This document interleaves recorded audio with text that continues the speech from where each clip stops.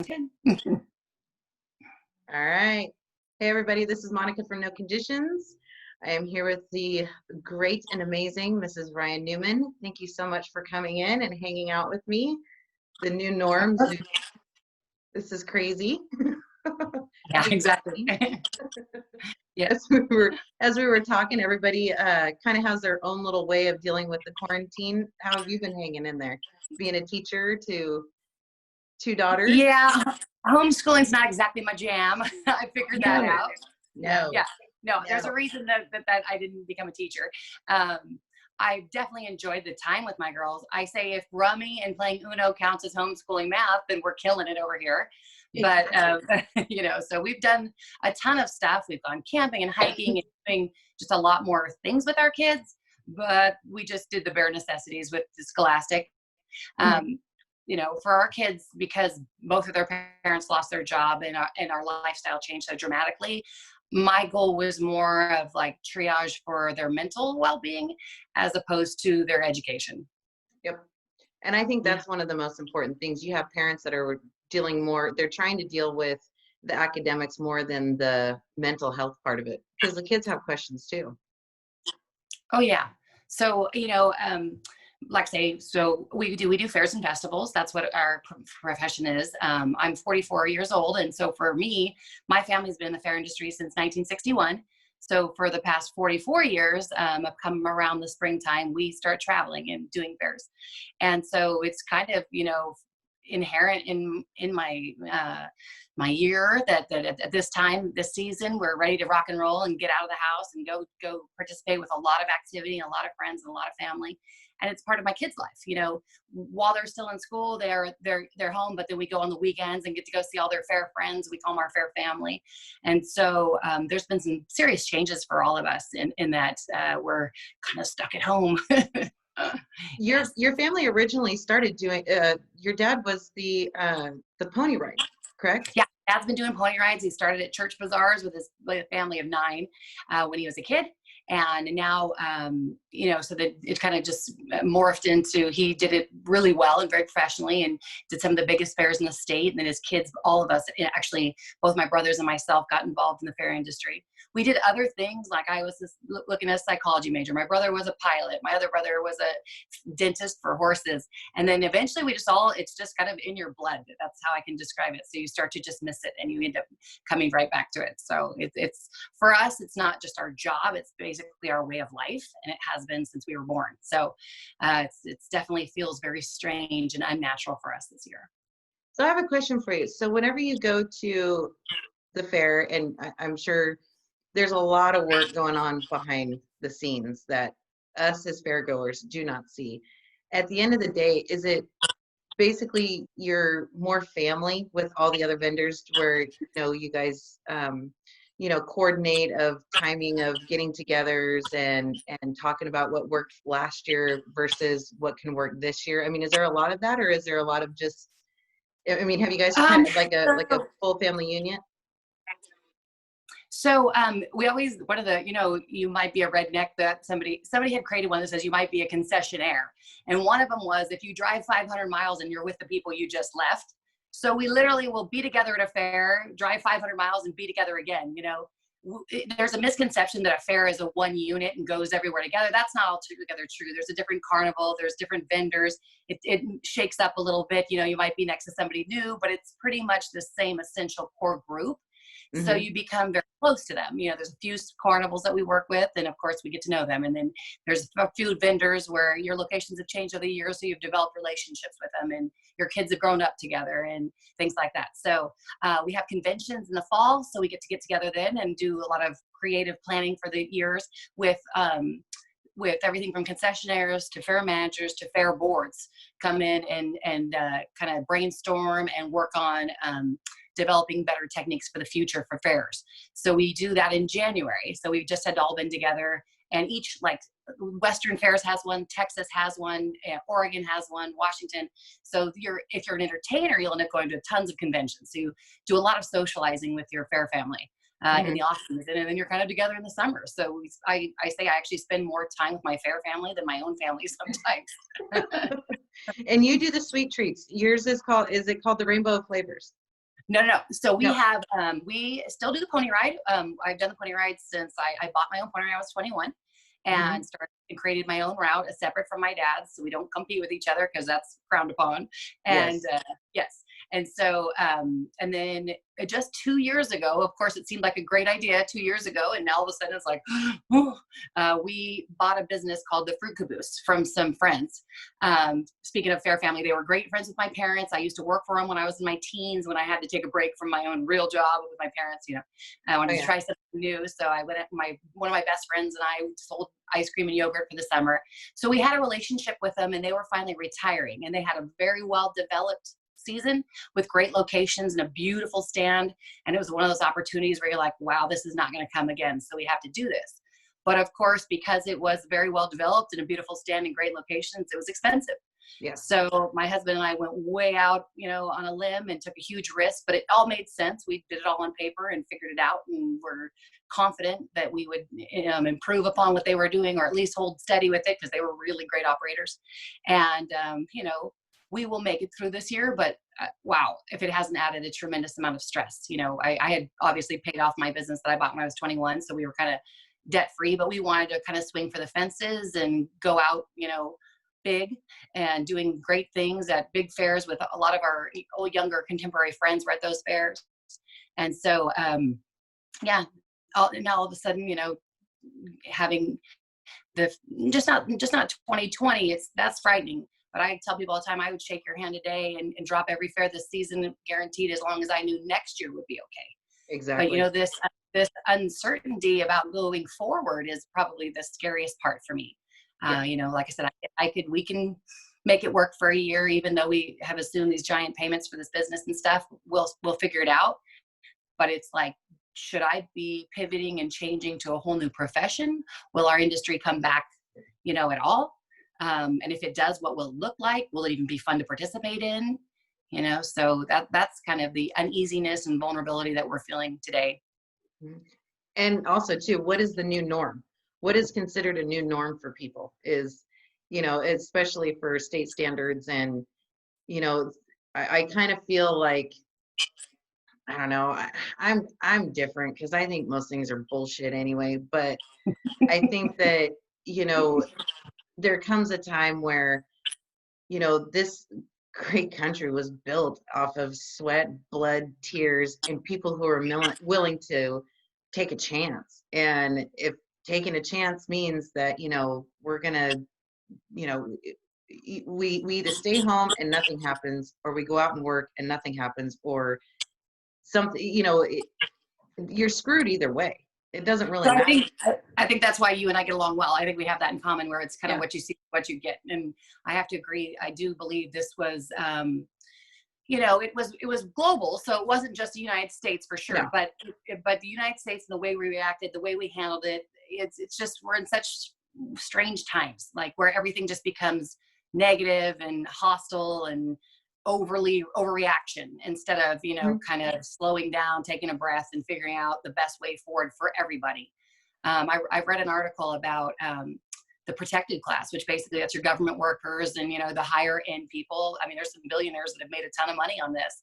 Oh, yeah. And I realize now I am not in that protected class. Like, we literally are the forgotten class, if anything. So, and, speaking of the new normal, I read another article about a gal who went to Disneyland in Thailand. And she said, I wish we hadn't gone. I wish we hadn't spent the money. She said, you go to the fair, you go to the amusement parks to forget about life for a while. You want to just relax, have some drinks, eat fattening food that's not good for you. Let your kids scream and laugh and make memories. That's what we do. Connections, that's what fairs are. We connect people. That's where you meet your wife. That's where you, kiss on the Ferris wheel. That's where you do all kinds of connecting. That's literally our goal, is that you have a great time, make memories, touch people, see people. It's not social media. It's like the best of interacting with people. And of course, now that you don't get to do that. So it takes away the core of what we do. And she literally said, I feel like we had to get in line. And then it was your kid moving their mask, and, it becomes stressful. And that's not forgetting about life. That's just remembering that we're in this crazy pandemic and you just spent money you probably didn't have on something that was only half as fun as it used to be. So, that scares the hell out of me, to be honest, because I want people to come back and relax and enjoy us. And that's what we do. I'm of that same mind as you. I feel like you've got two options. You either wait around for a vaccine that hasn't been tested and tried, or you get out and live your life again and build your immunities. I think we did exactly the wrong thing by keeping people home and isolated and depressing their immune systems, making them heavy, bored. Their mental health is devastated. Their finances are devastated. And then you're going to say they're stressed. And we all know stress is a huge contributor to every disease. And so, and you've got all kinds of other contributing factors to why people are not thriving now. And then you're going to throw them back in and tell them, either you take this vaccine that the flu vaccine is good 20% of the time. They've been doing that for how many years? I don't think I'm going to take a chance on that maybe 20% success rate for something that, could cause other issues. So I just have decided, I'm going to go about living my life. I'm careful around, my elderly father and stuff like that a little bit. Wash my hands before I see him. But I actually think he's hardy enough, strong enough. And, he told us from the very beginning when we decided to shelter in place with 10 people. That was my brother, his family, and my dad and mom, who were really close to. And he said, I would rather, basically, not said these words, but he said, I'd rather die than be without you guys for an extended period of time. So we all sheltered in place together, kind of, and did things on our ranch and camped and hiked and hung out, played cards, a lot of cards. And so, yeah, I'm just of the same mind I think you are, is this, fair people anyways, we're huge risk takers. Now imagine, on a day, it's gorgeous, I'm making thousands of dollars. It rains, or there's another conflicting event, or something else happens, and I make $0 and still pay my health. So we're gamblers every day. We are huge risk takers. That's what we do. I try out new fairs where I've got no idea if I'm going to pay to work or go home with a great profit. So I'm of the mind that if you'd open a fair today, I'd be there. I'd be working. Mm-hmm. It kind of reminds me, I had one of my clients tell me one time that when this whole shit and mess started, and she said, this whole pandemic reminds her of the old story of the twin brothers, that one went up to space and the other one stayed home. And, 30 years later, they came together, and the one that went to space was still looking the same way he did, hadn't aged a day, hadn't nothing. And then the one that stayed on Earth had, looked like he'd been rode hard and put away wet. And they said, well, which one would you rather be? And they said, well, we'd rather be the astronaut because he looks great and this and that. Well, this one actually lived. This one actually, the one that stayed here lived. He did everything. At least at the end of the day, we can say, we did it.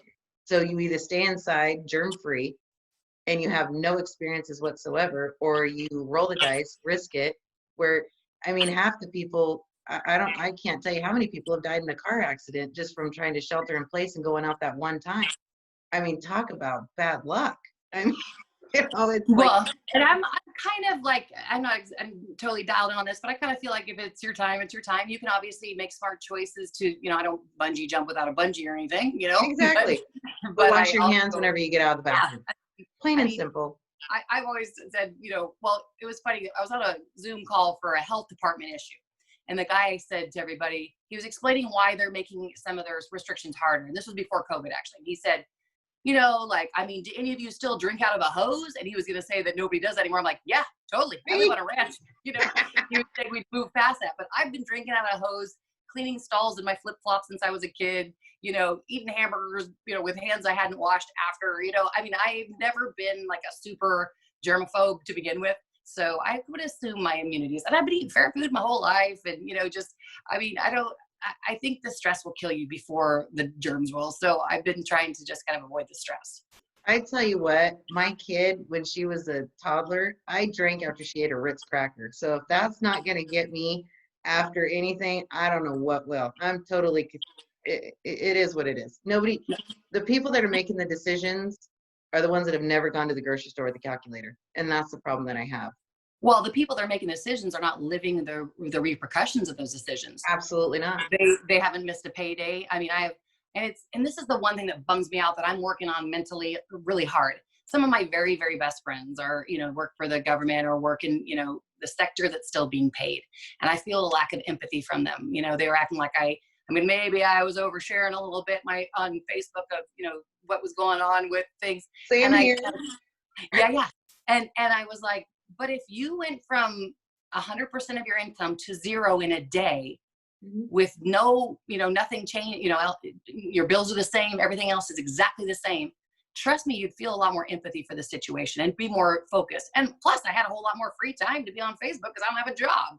Exactly. That's the same here. And everyone kept telling me, oh, you just need to enjoy your time. You need to enjoy your time. Well, the problem is if I was getting paid to sit at home with my kid, that would be great. Absolutely. But looking at her and thinking, we don't have a whole lot, but we have enough to where it's going to affect us. It's going to take us a good while to recoup what we lost. And the problem is it's not just us. I could talk about all the beauticians. You could talk about all your vendors. I'm sure that you have people that you have spoken to that have the exact same story as you, maybe just a little bit more or maybe a little bit less, but our industry has been eliminated. I mean, and then it's not just in the sad, hard problem for us is my season goes from April to October. So say they open up in a month and then I do 50% of what I should that one fair or whatever, then I have to make it through to the next year again. And, we're done in October. Our season's over. Nobody wants to ride the ponies in the rain, eat ice cream in December. It's just not our good high season. So we're a seasonal business that, they made no, we didn't have a choice. They told you today, you cannot go out work. Everything you do is eliminated. I know people who are in their 70s that have said they'll never open again. They were towards the end of retiring. They're going to just go out now because they can't get the funds back together to get back out on the road. I know young people who took risks kind of like we did and who aren't going to make it through the year. There's going to be a lot of attrition and it's where do they go? What do you do? I've heard people say, we need to pivot, rethink. This is what I've done my whole life. And I love my job. Like, if I knew today that it won't be the next year, yeah, I'll figure something out. And we're resourceful people, but I don't know. So it's hard to even plan going forward. I totally agree. I 100% totally agree. And it's a gamble, like you said. You're going to be gambling. You're not gambling on this year. You're gambling on next year. That's the thing. And you're not the only one. I just have resigned myself. And one of my girlfriends said, and she's in the industry, she said, yeah, this would be super fun, except for the financial ruin part. I don't know how they expect you to just hop on over that and, go on vacation, like, yeah. So, I mean, I have very much enjoyed the time with my girls. I love that. I remember looking down at my calendar on my desk for April, and it was literally softball games, track meets, practices, and fairs start during that time. And that's usually the month that I feel inadequate as a mom, right? Like, oh yeah, I'm sort of here and sort of there, one foot in both worlds and not doing either one of them that well. And I felt this second that I felt relieved. And we've had a ton of one-on-one times. I've made more dinners at home than I have probably my whole life combined before. My family is sick of my cooking. They're over it. Mine too. They're like, Mom, you're horrible. And I know. Yeah. I'm sick right now, we're not a family. We're roommates. Yeah, exactly. My roommates suck. They are not. My roommates are over me too. Yeah, they pretty much had it. They hate me. I think I'm fabulous. Me too. I got told. That's part of the deal with the homeschool. You start being the heavy. You're the teacher now too. You're like, seriously, I gotta write them all day long about this stuff, and then make a shitty dinner, and then exactly. I don't know why they don't like me. Exactly. I got told one time, I said, I go every day, I feel like shit because I feel like I'm doing something wrong. And I remember someone told me, they said, if you're never standing in the shower at the end of the day thinking, I totally royally effed my kid up today because I failed as a parent, and she goes, that's when you're doing it right. That's whenever because it's not today's parent that you're trying to be better. It's tomorrow's parent. So when you hear these people go, oh, I'm number one rock star mom, I'm this and that. And she's like, you're not. They're not. They suck. All these parents with their schedules, I'm like, yeah, that's not happening over here. I'm not that mom. Had to set a time to get started in the morning because I think my kids would sleep till noon, and then we've got a little of an exercise thing going on so that we like get up and go move around, and we've done some fun trips and stuff. We like go hike my parents' ranch and do things like that. But it's and I feel so fortunate. Like then there's days where like I don't even want to complain, because I know there's people that literally were living paycheck to paycheck, and, you know, they're living in an apartment. Maybe it's a single mom that does hair with the kids in an apartment. They can't take them to the park. It's, you know, pure. And I get to walk out in my yard and play pet ponies and do things that make my mind settle and things. So I don't want to be ungrateful for the good things in this, you know, and that we're not in that situation, and recognize that, you know, you've heard about it, that domestic violence, child molestation, and suicide is like through the charts. And Opioid abuse. yeah, and, you know, it's just hard to, I mean, I think I'm a fairly smart person and we're in a better spot than a lot, and I still can't wrap my brain around it. I wake up every morning thinking this cannot be real, until the first person I see wearing a mask again, and I'm like, ah. Is you like a freight train? Now, Yeah. take me to May 1st, whenever you went down to the state capitol for the protest, correct? We've been down for 2 protests. Have you really? And so Yeah. walk me through it, because you took your daughters with you. Well, Was the that first just- one I went with just my parents and my husband, and I went, and we just had signs on our car. We were super respectful, stayed in our vehicle, and you drive around the Capitol and try and be annoying, I guess, you know, honk Absolutely. and draw attention to your signs. And I think my sign said something like, feeding my children is essential to me. And we had things like, about tyranny, because I do believe this is that. And so, just being very much our livelihood suppressed 100% without good knowledge or data to back it up. And I'm a little bit of a conspiracy theorist, of course, so I do believe some of the numbers have been elevated. I also, yeah, exactly. And then I think, you read that over 50% of these were in elder care facilities. So that means the average public is not as in as much danger. And originally, some of the governors had made choices to put people that had COVID in elder care facilities as a place to be recuperated or helped, and that's helped with the spread. So some of this wasn't naturally occurring, and then it wasn't reported accurately with good. It just seemed like if the media could find something negative, they hung on to it, extrapolated every negative thing they could, and then you'd hear something positive, and you knew it was true, and you'd hear nothing about it. So they just they let no good scandal go to waste. So we went down there to just basically say, hey, we're paying attention and we care. Yeah. And so that one was so, and I'm telling you, this crowd, the license plate covers are like from Stanford, Cal Poly. This is not a ragtag group of white trash people. This is people who want their businesses open again, successful Californians that were frustrated they couldn't work. Like Elon Musk, he's a millionaire, but he wanted to go back to work. And so it was this great, gorgeous group of people. Like, it looked like a 4th of July at, Lake Almanor or something, families, everything. So that one we went and it felt good and safe. So we decided we'd take our kids next time. I wanted them to participate in this activity, knowing that their freedoms, their rights are not guaranteed, and that, wow, they could be taken away as fast as they were during this. Yeah. So my girls made signs. They made signs. One of them said something like, well, she thinks she's funny, so it said, open the park, my dog wants to poop. And the other one, said COVID 1984. She read 1984. And so, and then, so we went back down, and that was really, really the most surreal thing I've ever experienced. You start off and everybody's cruising by and it's just gorgeous, nice flags everywhere, totally patriotic, cool music, and just great. Healthy looking people out there saying, no, I'm getting back to life. This one was later too. So then I felt comfortable. I let my girls stay in the car with my dad, and my mom and I went over and actually were participating in part of the, with people standing together just to hear the messages and the people speaking, and they were super quality, still gorgeous crowd.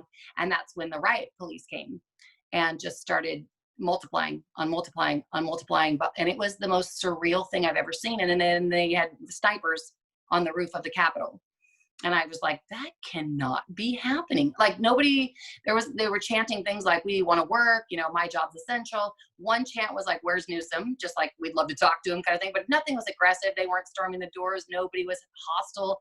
Lots of children again. And they just started us, forcing, I shouldn't say escorted, because that's not what happened. People were arrested and stuff. There was a pastor, some women, and they just pushed everyone off the grounds. And we started to leave before that because I could see that it was getting hostile and weird, and I had my family there.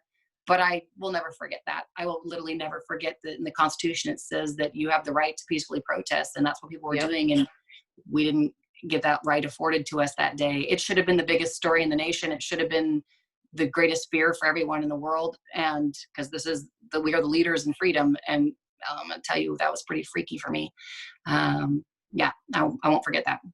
I think the thought too of, you know, it's a harsh lesson, but I'm good that my daughter is able to see this, that especially now when we're on, what is happening in other places, is our children are seeing, the right way, the wrong way, and, the peaceful way of how to handle things. When you're upset, you don't want to burn your own house down. You want to stand out in front of it. You want to make sure that, your voice is heard, and you don't have to go to such lengths in order to be heard past a certain crowd. There's a right way and there's a wrong way. And I get it. I would have loved to have been down at the protest. I think that it's a very important thing. And the really shitty thing is that, I mean, we just had our government admit that there's aliens, and nobody said a word, or a UFO, that, they're going, yeah, there is. We have footage. Here it is. Nobody said anything. We're more worried about a damn flu than anything else. People took their money out of the stocks. If I was Martha Stewart, I'd be shitting on their doorstep going, I got in trouble for 500,000 and you little Peckerwoods, got away with this. Is she had some insider information. These people actually make the decisions that change the value of stocks, and then did some buying and selling and trading before they made those decisions. Talk about a conflict of interest on top of illegal in every way. Yeah, and that was swept under the rug 100%. Nobody said anything. No, they haven't paid. If I was Martha Stewart, I'd be so angry. Oh God. It's lucky she's hanging out with Snoop Dogg right now, so that way she can probably keeping her high and mellow. It's like, just relax, mama. We got this. Edible and chill out. I would be pissed. I wouldn't be able to handle it. No. But I like your resilience. I like what you stand for. I like what you do. You dealt with the fire. You dealt with this pandemic of 2020. You've dealt with all this kind of stuff, and you've bounced back. You're a fighter. You really, truly are. And I love being around strong women. I love it. I love putting them up on a pedestal where you queens belong. You totally belong to be there. Thanks. I appreciate that. I have to say, that saying, God gives you what you can handle. We literally, our house, we've moved here 3 years ago and have been through 2 fires. Our water system was eliminated by PG&E, and we've had some other issues since then because of the fire. And then we had some other things. And then this on top of it, I was like, maybe God thinks I'm stronger than I am. Sometimes I wish he didn't think that my shoulders were so strong. Yeah. Because, I think probably not having the support system of our fair family has been the biggest hit for me. But then at the same time, all of a sudden, I had people calling me daily, just checking in on me and reaffirming that, I have great connections, and all those connections we built over the years that are so important that we know now, just, made me feel strong enough again to just be like, we'll get through this year. We'll figure it out. We always do. It's going to be a recovery period for sure. But somehow, I'm a firm believer everything happens for a reason. So I do too. Yeah, looking for whatever that is to, even if it's just spending a crazy amount of time with my dad who's getting older, or my kids who are getting ready to move out, this 1 year of straight just focusing time with them. I'm like, I'll never get that again. And quite frankly, I was talking to my husband this morning. I'm 44. I've never had a summer off in my whole life. I've never done a 4th of July. I'm always holding ponies or selling ice cream. And I'm like, maybe we'll go to a lake. Maybe we'll go, I know big stuff for me. Memorial Day, Labor Day, always working. And so this is my first summer ever. So I'm trying to kind of embrace that. Mm-hmm. I had a hard time. I tell you what, I had a hard time going back to work knowing I had to wear pants. I was like, Jesus, can't I just do it in yoga pants, hair up in a bun? Can't I just, that's a hard thing to, it's a hard pill to swallow whenever they always say it takes 3 to 5 days to build up a habit. A habit, and then you're pretty much screwed after that. I didn't have the habit of going to the gym. I didn't have the habit of I did, however, have a habit of not using a bowl for certain things. I didn't need it, because that's what you do. And then I got to thinking, crap, I haven't had a day off in 24 years. I haven't I haven't called in sick. I Yeah. was seriously thinking, shit, if I can't do hair anymore, filling out a resume, when was the last time you called in sick? Never. I worked with my mother. Yeah. It was like Stalin and Hitler had a kid and then out popped she. And so, you know what it's like working with parents? Oh, yes, I do. They have a higher, they have higher expectations than what, a normal person has.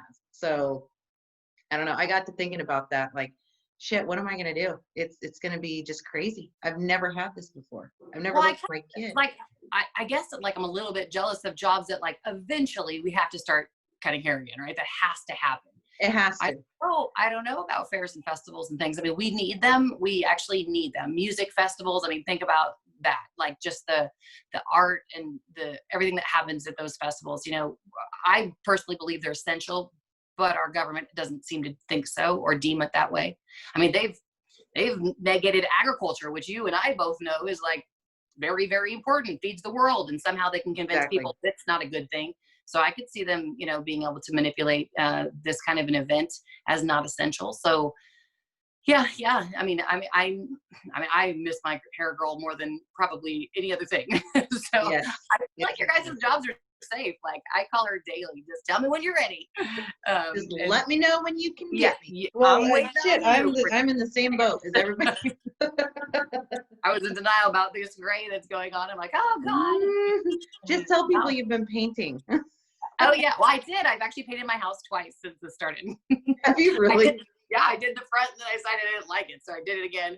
And so yeah, I painted my house because I was bored. Nice. I'm like, well, I just saved myself $8,000 right there. I'm Exactly. just money saved is money earned. You're welcome, America. That's exactly it.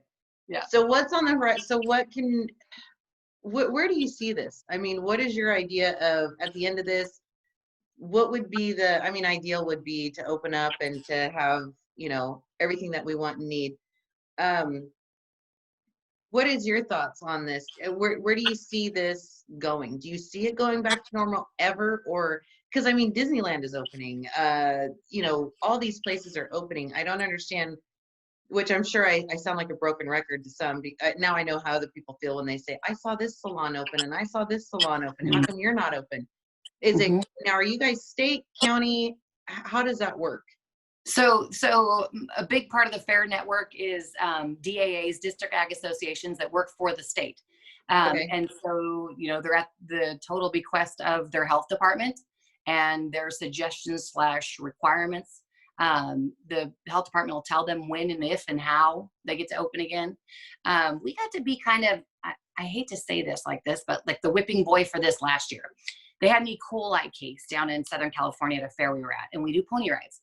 I know, and I've known my whole life, that there's never been a documented case of E. coli passed from equine to a human. So it's not common.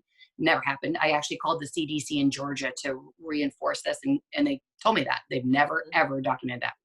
But they had a case at the fair, and they closed my family's business down. And I remember being pretty disappointed and appalled. It was done by the health department, not the fair specifically.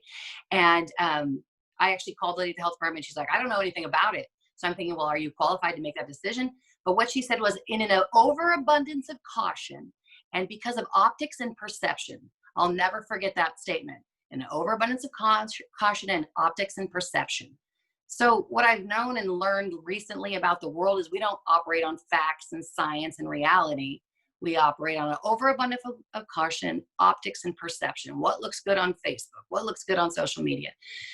So I don't know. I'm the kind of person that operates on science, and well, let's look at this. 99 point something % of people recover from it, and you have to have pre-existing conditions, and a lot of these people were, not far from death at the beginning, and all those things. We have found some treatments for it, and many people will take the vaccine. So I would think that the life could go back to normal. But then that fear inside me about optics and perception. It scares me. It really scares me because people seem to enjoy being afraid. I think they don't like change, so they'll just sit in their afraid spot and not have to do anything. And I think that's comfortable for a lot of people. It's not comfortable for me, but I don't get to make those decisions, right? So, like I said, I'd be back to work in a minute if I could. Yeah. And also, too, you got to remember, people are, I don't know, I'm a conspiracy theorist. I'm horrible about it. And I just think that it's, in my personal opinion, it doesn't have to be anybody else's. I just think it's kind of fishy that all the ones that have to shelter in place are normally the ones that send in their mail-in ballots. I think that's just kind of fishy. I think that the non-essential jobs, you're actually keeping people home who want to work. The ones that are receiving the checks, they're going to go and get registered to vote for the first time. They're so excited because their government is taking care of them.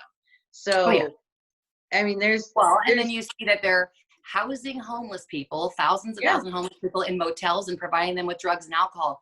But the weird thing about that is you need an address to vote by mail. So guess what those homeless people have now? An yeah, address.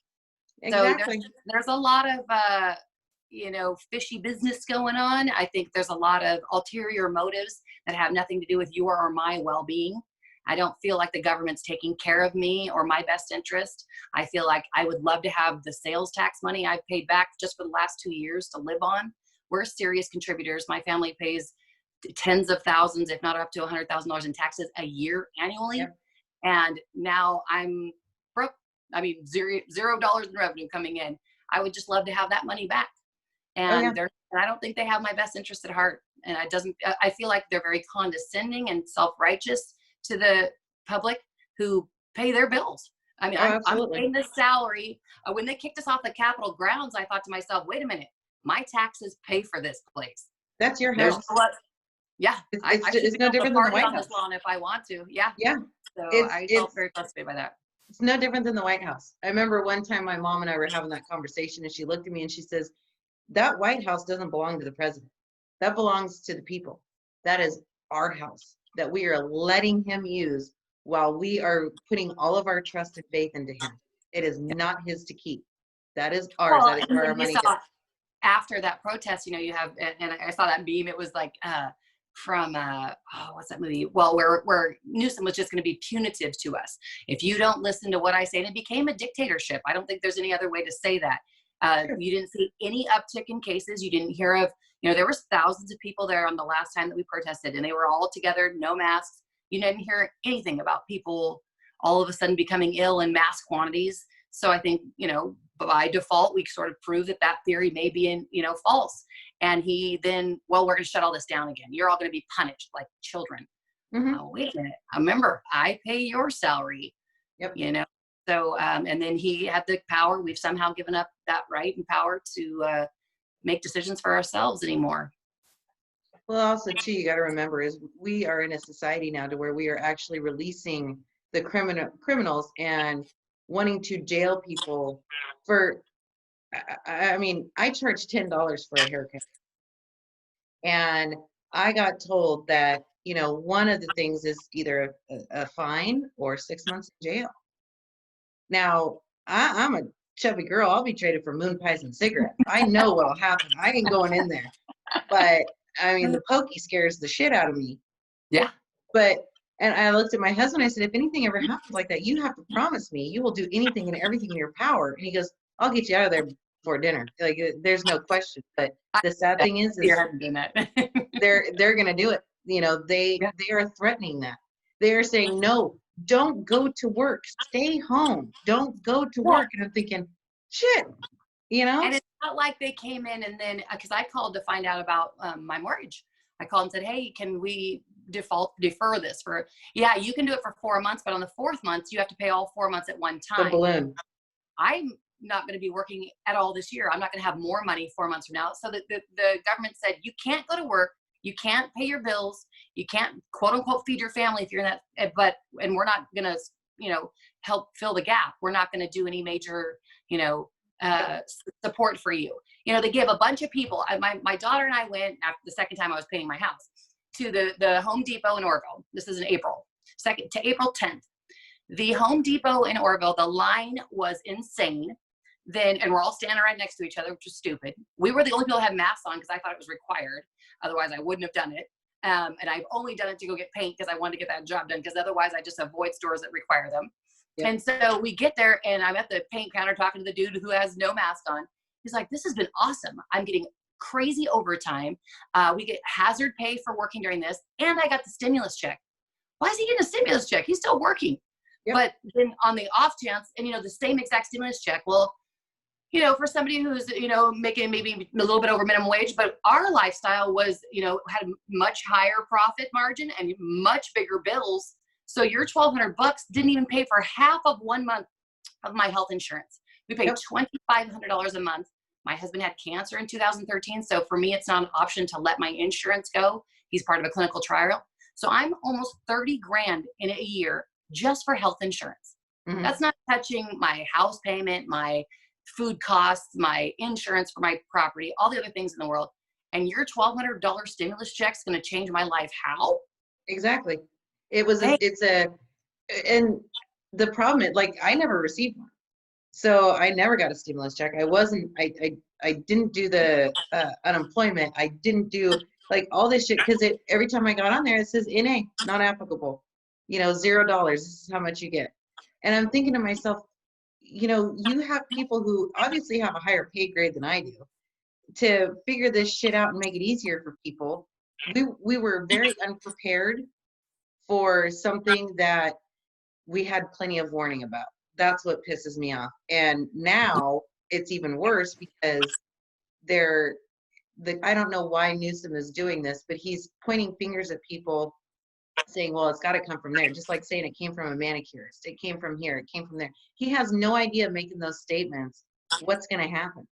You know, 20% of my clientele is scared to death. They're driving around with a mask on with nobody else in the flipping car. I mean, they're scared to death. They hear that they get it from a beauty salon or a every time I manicurist. see that, I'm like, oh, Lord. I just want to Yeah. look at him and be like, you dipshit. You know? Yeah. And he doesn't know. They don't know. They do know it came from China, but they won't say that. But then No. they'll lay it at the feet of a bunch of hardworking people and try and put us out of work. Well, you saw the Cottonwood Rodeo. Oh, You yeah. know, they had this rodeo up there, where it usually gets like a couple hundred people, had 2,000 people, which makes my heart Thousand. warm because Yep. to me, that people want to get back together. They want to see each other. They want to shake hands. They want to hug each other. And I believe that's what keeps us alive, honestly. Absolutely. And the only reason to be alive. So someday that's got to start up again. And 2,000 people on that day decided to go when it was on full lockdown. And you never heard of an uptick. And of course, No. they didn't make a big story out of that. You didn't hear of people getting sick from that. And you didn't hear about this great story of people out in the beautiful sunshine, you know, getting vitamin D and hanging out and building up the endorphins in their brain and feeling better. But you do hear, you know, stay home, get fat, get white, get, you know, unhealthy, and then we'll throw you back out when flu season starts next year. That's Yeah. going to be great.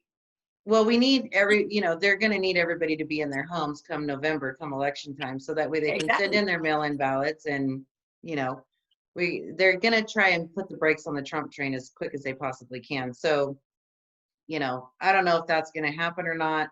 I certainly hope people figure their shit out and, you know, and get this over with because, you know, just like the Shelley from Texas that ended up getting arrested. A lot of people asked me what I thought about that. I think she was a patriot. I think her, you know, what did we pay our money for we spent a whole entire time on sanitation and all this shit, and supposedly done by the best educators around, and yet you're not entrusting that you taught them correctly to teach us.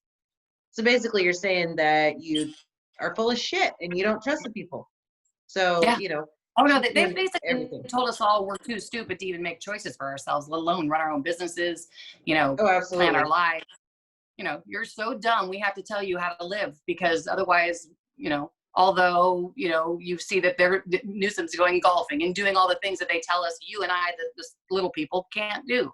Mm-hmm. And very soon we probably can't afford to, but they still will be doing all of those things that are quote unquote off limits to us for safety reasons. You know, I'm a full grown adult. I'll take my chances. And, you know, yeah, I just feel like this has been overplayed. I'll tell you one good thing though. So after that E. coli thing, they closed my family's business. They lost 25% of their annual income last year, which is really bad timing considering they're not working this year, for optics and perception.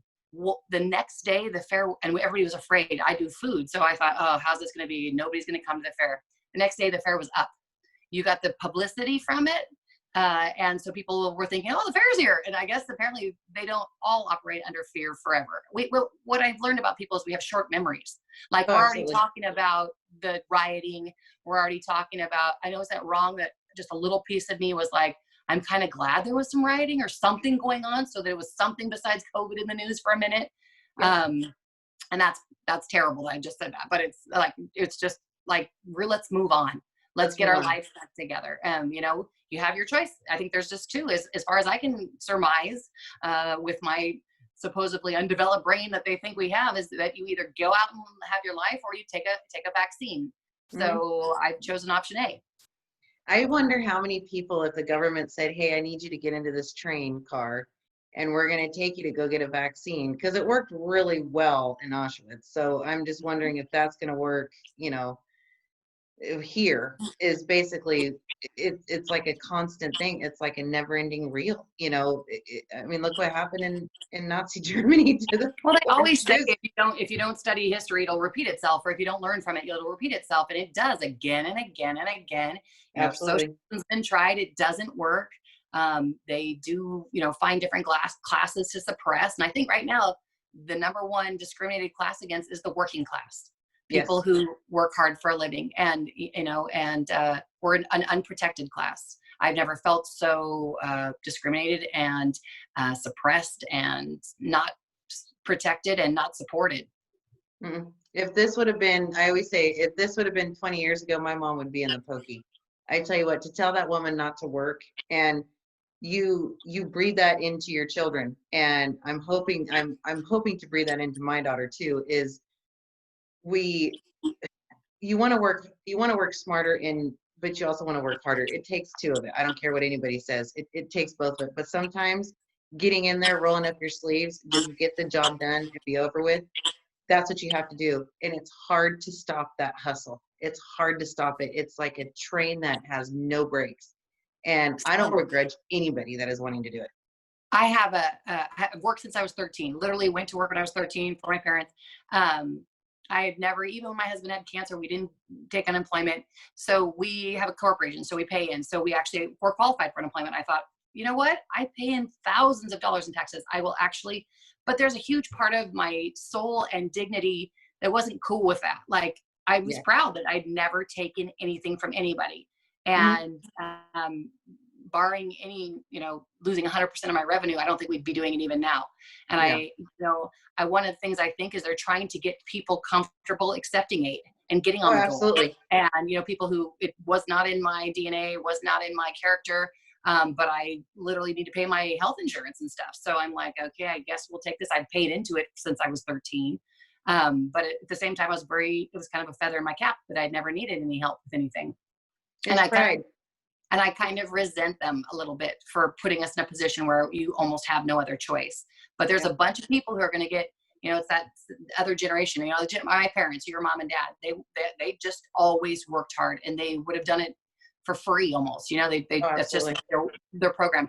As we keep going on, I can't find people to come work at the fair anymore. They're so distracted by their cell phones. They can't stand for more than 2 hours. They have family emergencies every 5 minutes. The work ethic is dying as it was. Now we have this where they're like, wait, I can just get a check from the government. I don't even have to do anything. You know, that's not a good new normal either. No. And also too, I mean, Christ's sakes, I finished Netflix. There's nothing else to do. I can only do work so much on my yard. I can only do so many things. And after a while, my husband was telling me one time, he's like, you don't sit still. You don't I painted my house twice. Yeah. He's like, what? Like, I like that part the first time, but I think I was just bored and wanted to do it again. I kind of enjoyed it. It was mindless and it was not stressful. And I mean, I've gardened, I've done all that too, but you know, we're thinking about going on like a road trip for the summer. We've got an RV that we normally live in anyway. So we'll take that and go see states I haven't seen in the summertime before. You know, we get to travel in the winter, but not in the summertime. So, you know, I'm trying, because I do recognize that there's nothing I can personally do about it. I protest. That's all I can do as absolutely, you know, but so now it's I have to accept this reality, stop internally fighting it daily, and make it the best it can be for my family and my husband. He was kind of getting tired of my complaining. I was just sort of marinating in it, I guess, weirdly. Like every day I'd get up and read all about it again and be like, no way, like this is so dumb. I can't even believe people are falling for this crap, kind of thing. And losing a little faith in humanity and becoming resentful at my friends that were still getting paid that I felt weren't empathetic, didn't understand. And now I'm in I have like a new mindset of I just have to enjoy the things that are good in my life and push forward, get planning for recovery, basically, enjoy my family as much as I can, those kind of things. Cook better dinners, work on my culinary skills, so things like that, so that my mental state stays good. I think I'm the same way. I think I've pretty much just come to the conclusion, you don't, I don't know. Like my husband told me one time, he's like, you got to step away from the negative. You just have got to, because I would get in it till my fingers were pruny, Yep. and now I was just straight in it. I was just like rolling in it almost. And I actually was with a friend, and when she kind of just looked over me, she's like, I just kind of don't want to talk about it anymore. And I was like, what? That's an option? That's an option?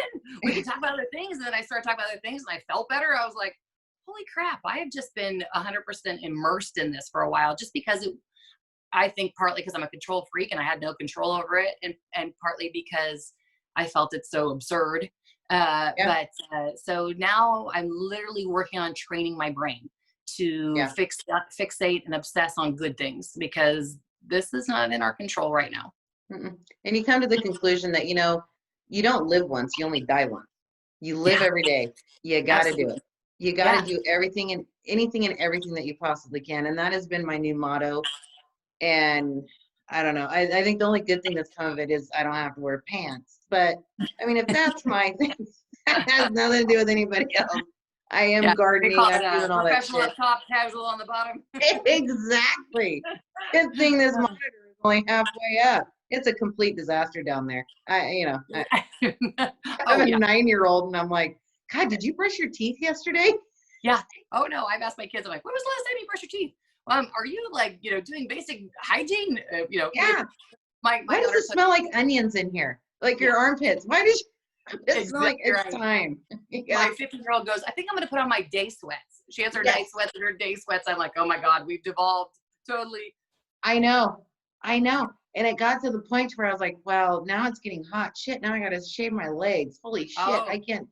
But I lost 2 pounds when I did it. So it was worth it. God, I broke out in a sweat. It's time for me to lose weight. Oh God, don't even get me started. The quarantine 15. I'm like, they said if you stayed home and made food at home and didn't eat out, you'd get thinner. That's not happening. That is bullshit. It's not true. Bored. Yeah. There's actually stressed, you're like, 100%. There is actually like a elbow groove in my couch from where I have sat. Like, I have a $5,000 couch, and it is shit now because I have a big old elbow stain in the corner, and I'm thinking, oh my God, how did this happen? I have no idea. It's for normal average usage, not full on camping out for days. It's not a lounge. It's a you're not supposed to move in there. Watch your shit, get out. But then Tiger King happened, and my life just turned to. I had to binge that. Oh God! See, it's fucking Carol Baskin. I don't care. We blame her for all of this. Actually, I'm pretty sure Carol Baskins is the reason for the COVID. I'm gonna do that. Well, hey, I know you're a busy person. I appreciate you coming on and talking to me. This has been a blast. Yes, I have to say, in my defense, I didn't know we were doing video, or I might have actually brushed my teeth and stuff. But I think you're beautiful. You look amazing. I miss you, and I wish you guys nothing but the best. We will make it through, and if you ever need anything, you call me and you let me know. Okay? You too. I think we all have to support each other. So it's been great. Exactly. All right, everybody, this is Monica from No Conditions. I'd like to thank Ryann Newman for coming out. As always, you guys can check us out on Facebook and Instagram, No Conditions. And if you'd like to email us, we are at noconditions2020@gmail.com. Thanks so much, everybody, and I hope to see you soon.